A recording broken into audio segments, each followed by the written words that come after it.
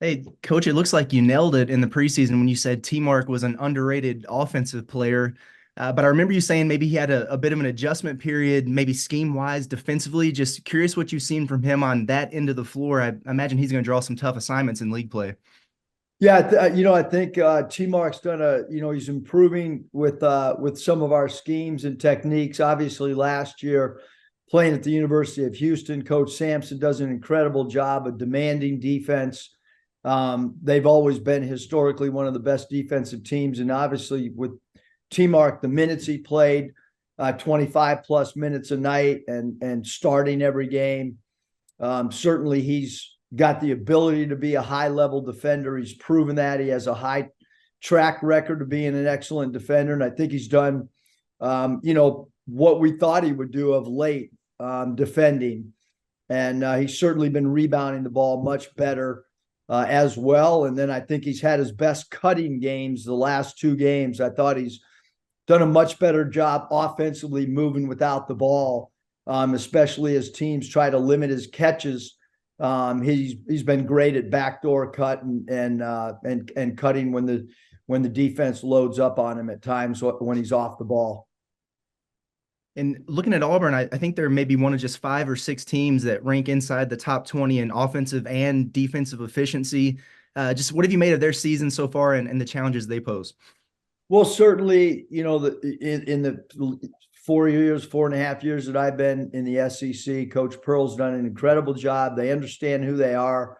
They have just much like Wilmington that we just played. I mean, when they sub, they get better at times, and they get better at certain positions, you could argue.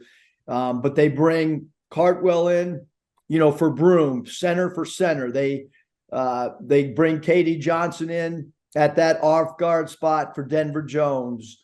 They bring number 10 in at the small forward for Chris Moore. They bring Donaldson in for Holloway at the one. So they bring in a true point, a true off guard, a true small forward, true power forward, and a true center. And so, you're getting a steady diet of guys playing their natural position. There's not a lot of real big lineup or not a lot maybe of small ball. It's true positional, position for position when they sub, and their bench points, are phenomenal. Bob. Hey, Eric, we got to get you some Packers gear to wear. Anything that's free. Okay. Hey, I hope KB's ankle's okay. Just wondering, has he been practicing? How's he doing? Yeah, so he did not practice on Monday. We did go two practices yesterday. We went two practices today, although the format was a little bit different today than what it was yesterday and what it was last week. He did go through both practices, yesterday and today. So I assume he's okay if he practiced. And kind of what have you made of his season? He's obviously had you some great games. He's had a couple of subpar ones, but he doesn't seem to be a guy that loses confidence. Just kind of what are you made of his season? What are you expecting from him in SEC play? Yeah, I mean, I think KB's an explosive offensive player. He can really get streaky hot. We want him to continue to have consistency from a defensive standpoint. Offensively, high energy guy, incredible confidence. Obviously, we run plays for him when he is in the game. Can go get his own shot off the bounce. Has great elevation on his jump shot. So I think that he's, the one thing is just consistency. I mean, he's had some games where it just lights out and the defense has no answer for him. And then there's been some other games of some 2 for 10 nights that I think all offensive players that are explosive scorers, they go through those nights as well. So, but we've been really happy with him as an offensive threat. He's got deep 3-point range, and then his free throws attempt numbers are as good as anyone in the country. And he's able to do that through isolations. He's able to do that through broken plays, and he's able to do that in late shot clock situations. And then Devo, we obviously talked about him the other day having such a good game.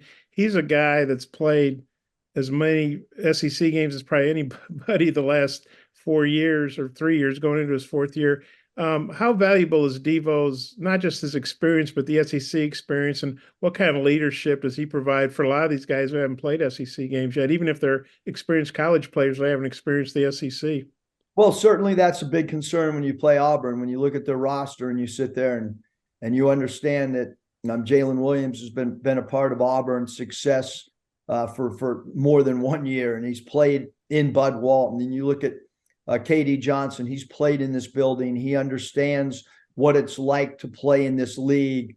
I'm sure Auburn has aspirations to be a Final Four team. I'm sure they have aspirations to win the SEC. They're a top 25 team with experience. Johnny Broom was one of the best centers in the league last year, so he's got great experience in this league. So they have a lot of guys that are going to play major minutes for them, that understand what it's like to play in the SEC, and we have some guys as well and you mentioned, Devo Davis has a lot of experience in SEC play, and certainly a guy like Jalen Graham has a year under his belt, and T. Brazil's got a couple of years of playing in this league. So Kai Mitchell. So we have some guys as well that hopefully can shed some light to our new guys about the importance, how every game is tight, how every game is a hard-fought contest.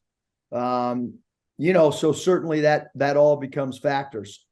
You talked the other day about Devo always seems to pick up his game this time of year. Maybe he did it a game earlier. I mean, do you get a sense he's kind of ready to really ratchet it up?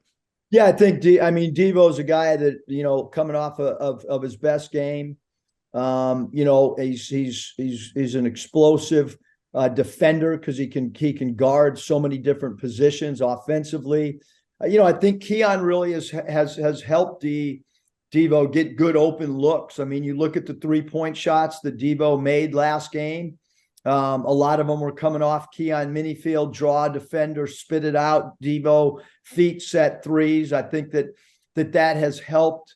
Devontae is and last year you look at Devo's 3-point shooting. I mean, he shot the ball as well as any guard, as well as any player from three in our league, and certainly feel like he's worked on that in the offseason. He's certainly now getting a little bit different looks maybe than he was during those first few segments when he was, playing some point, had the ball in his hands a lot.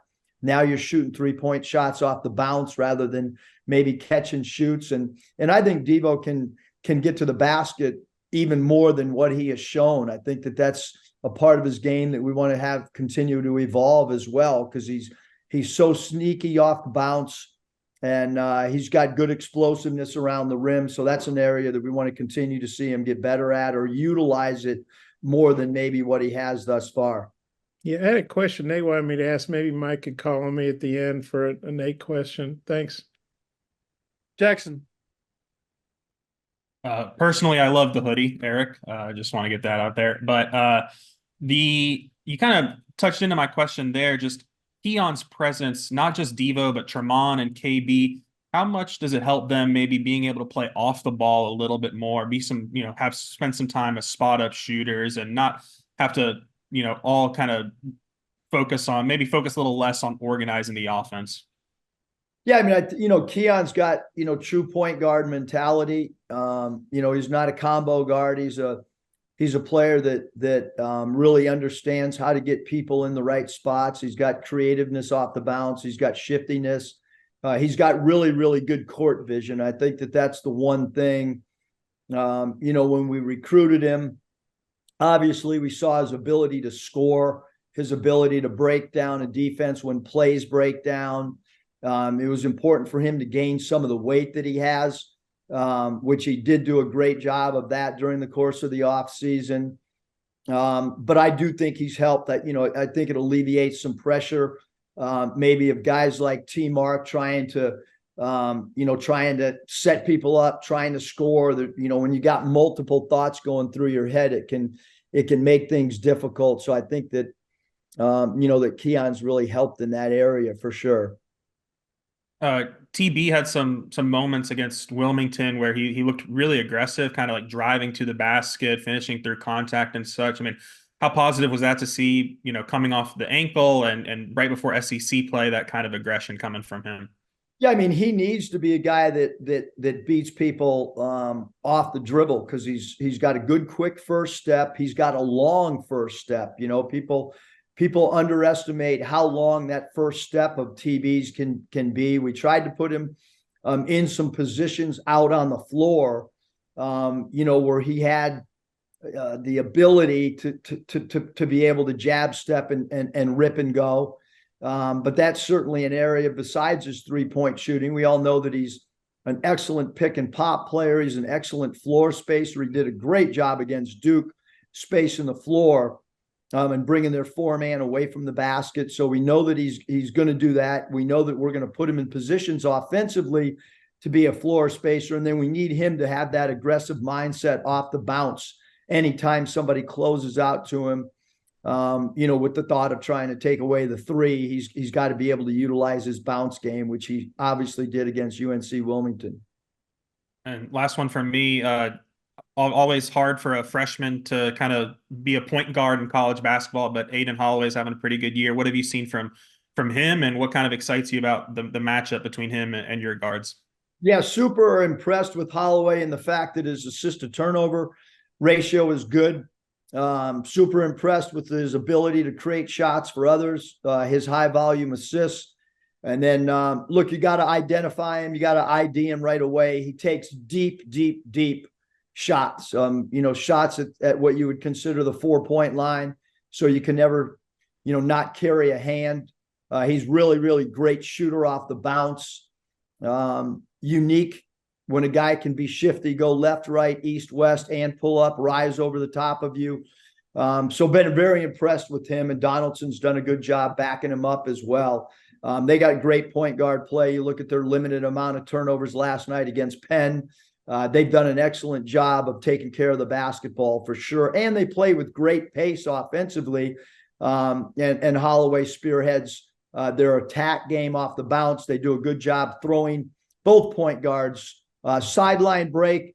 And then very uniquely, when you really sit and study them, their point guards will bring the ball up sometimes, for instance, on the right wing, and they'll throw the ball across court at a 45-degree angle from the back court to the front court to open up dribble drive angles for guys like KD Johnson, or for 3 balls to guys like Denver Jones off of 45-degree cross court pass from 3-quarter court. Really impressed with that. That's a unique transition trait that both point guards have.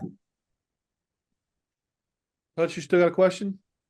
I was going to ask about TB and Holloway, and Jackson got both of them, so I'll turn it over to Bob. Go ahead, Bob. Okay, I appreciate deferring. Hey, this is Nate's question. I'm going to read and make sure I don't screw it up. Even with all the tough non-conference games you've played, what do you anticipate your team experienced starting in SEC play, starting with Auburn, that maybe you didn't experience in the first 13 games? Is there anything new about SEC play? Yeah, I mean, I think our league, for all of us, I don't think, Alabama's played a really tough schedule. Auburn's played a difficult schedule. We feel like we've experienced a lot of different things through non-conference. But when you get to the SEC, it doesn't matter if it's this year or 4 years ago. You're talking about great length. You're talking about great athleticism. And for the most part in our league, you're talking about really good pace of play. You talk about great rebounding teams. Those are some of the traits that I've seen over the last 4.5 years with SEC play. And then every conference, whether it's 1987 and I'm playing at the University of San Diego, when you play Pepperdine, you play St. Mary's, you play Gonzaga, those teams in league play, you're talking about close games. You're talking about games that oftentimes come down to the wire. You're talking about playing teams more than one time during the course of the second half of your season or conference play. And so all of those things, make it a different and unique situation to be in. obviously some of these teams, you might play somebody 3 times. So, and then our players, when you're in non-conference, look, our guys did not know who UNCG was. Our guys did not know any of the Stanford Cardinal players. Half of our team knows half of the Auburn team and vice versa. So that alone takes on new meaning. Some of these guys have had matchups against each other in the past. So now there's some personal stuff that goes into going against a certain player or going against a certain program. So yeah, there's a lot of added things that start taking on a life of its own in conference play. I mean, from a coaching standpoint, I've never sat in a meeting with Jared Haas from Stanford. I've never sat in a meeting, with the UNC Wilmington coach or the Furman coach. I mean, we as coaches, we sit in meetings with each other. There's personalities that are in those rooms that are unique and different. And, then there's some competitive stuff that comes into everything. So yeah, it's a lot different in league. And then I know this is just the first 18, but you're playing Auburn, they're ranked. Your next 2 are on the road. I mean, how important is this game Saturday to get off to a good start at home? Well, I think every game, every game is, whether you're home or road, is really important to both teams. It's the start of conference play. It's one game, but it's against a team that has won a lot of games since Coach Pearl's been there. And they're going to be ready to play. And we hope that our guys are ready to play. And you're playing against a team that's ranked. I think anytime you play against a team that's ranked, you should be ready to play. And then we got to turn around and we got to start getting ready for what's coming is a unique cycle where it's Tuesday or Wednesday, Saturday, Tuesday or Wednesday, and so now we're going to start getting into some rhythm. Our practice structure is going to start changing beginning tomorrow. And it'll change, throughout the year, the practice schedule as well as you get deeper into February. And, but this is a start of the league play against a ranked team on a Saturday, which should be a great crowd. Should be a lot of enthusiasm, both Auburn side. Their guys will be ready to play. And hopefully, like I said, our guys will be ready to play as well. And obviously then, as you mentioned, Bob, we're staring at 2 road games back to back. We have never gone on the road and stayed on the road. We're going to do that on this trip based on the 2 places that we're going to and based on the fact that we're not in school, although we know that Georgia's students are back, I think, and Florida students are back. So we're still not in class, so we'll stay on the road for that one road trip. We haven't done it in the past. We'll see how it rolls. I got one more. Broom, he's obviously a great inside player. I think he missed 16 straight threes, and then he hit 3 out of 4 last night. Does that change how you defend him at all, or you just think, well, he can't have games like that, or just wonder what you thought about his 3-point shooting? No, I've read all their articles that have come out in the last month. I know that he's worked hard based on what I'm reading. He's worked really hard on his 3-point shot. I thought Broom's 3-point attempts last night looked good coming out of his hand. He's obviously going to come into this game, regardless of what happened in the prior games. Coming off his last game, he made 3 threes, and but he does most of his damage inside. I know that was 9 of his points or whatever last night, but he's still interior. That's where you've got to be the most worried bit, but you certainly don't want any player to take horse shots and you're closing out short to someone that has the ability to make threes. And you can't close out reckless because he's got a good deceptive first step off the bounce. So you got to play him for when he's out on the perimeter, you got to play him for several things. He's really good DHO, dribble handoff player, because guards get stuck on him when he DHOs out on the floor, and he does a pretty good job of passing the ball to Jalen Williams on duck-ins. And then obviously last night he proved he can be a multiple 3-point threat as well. So a lot of things that you have to do when you guard Johnny Broom. Thanks. All right, Coach. Thanks. Appreciate your time.